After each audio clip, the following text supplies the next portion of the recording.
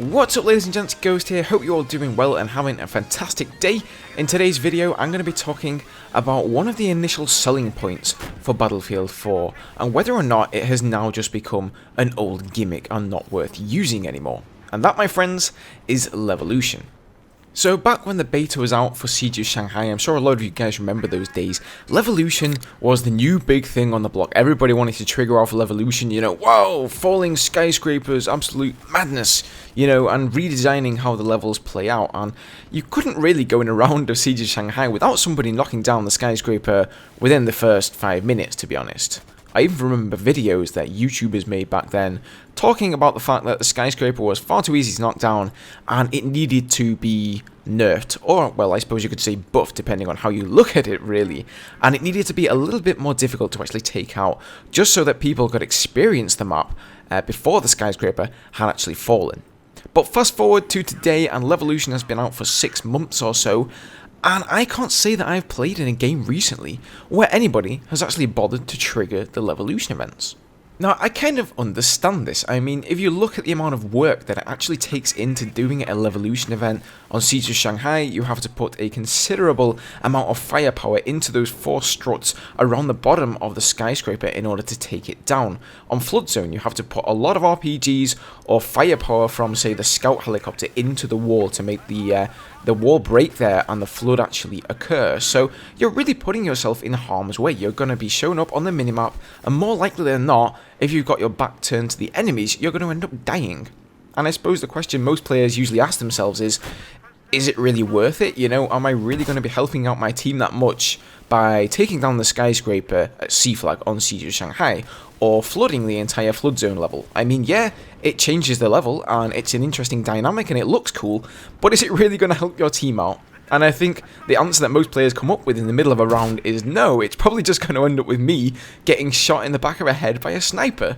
So I feel that Levolution events, at least from the base vanilla game maps, have really become somewhat of a gimmick these days. You know, everybody's seen them and they're like, okay, you know, that's old news, and really they just put it on the back burner. I can't really say I've been in a round any time recently where Flood Zone has actually been flooded, or where Siege of Shanghai has had the rubble at C-Flag. Most of the game, the skyscraper just ends up being intact, and I kind of find that ironic when you look back in the days of the beta and the skyscraper was always knocked down and people were always like, come on guys, leave the skyscraper intact, I want to get in the attack heli, I want to get up there and have some of those awesome Battlefield 4 moments. And you know, now we're like, come on guys, let's knock the skyscraper down, I want to fight amongst the rubble. So you can't really win either way. But what I want to know from you guys down below in the comments section is, what do you think? Are you having the same experience as me, where like you just cannot get in a game where the Levolution event occurs and nobody can be bothered actually triggering it, or not? Also, another question is, what do you guys think DICE should now do with the Levolution when we start looking at the future expansions, Dragon's Teeth and Final Stand?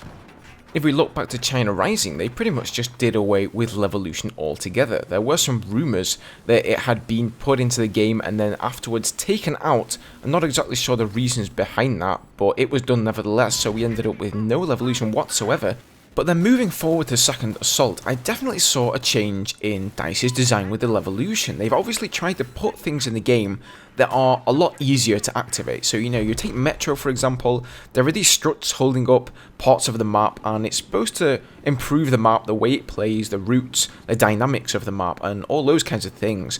But they're relatively easy to trigger. You know, if you compare it to one of the huge events like on Siege of Shanghai, it's going to take a few people from your team, it's going to take some serious firepower, and it's going to take a decent amount of time to bring down the skyscraper. But Metro, you can shoot one of the struts that's holding up part of the roof and it falls down. It's only going to take you a split second to shoot that and trigger that mini little Levolution event. You know, you look at Firestorm, you have all these explosive barrels and the little explosive canisters that come out of the pipes there and start spewing out fire. So I think that they've really taken the approach of putting Levolution effects in the game that are a little bit more subtle and easier to trigger.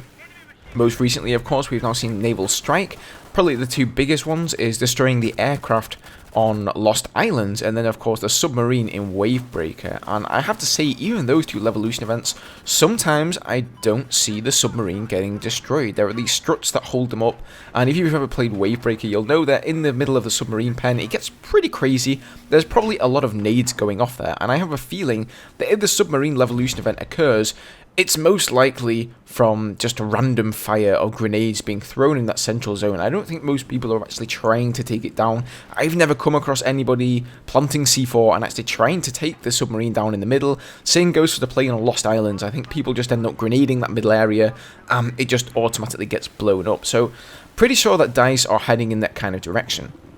But I want to know what you guys think about these issues that I've been talking about today. It's just something that struck me randomly while I was playing, you know, since this was one of the biggest selling points for Battlefield 4, and now I feel that everyone has pretty much started to forget about Levolution.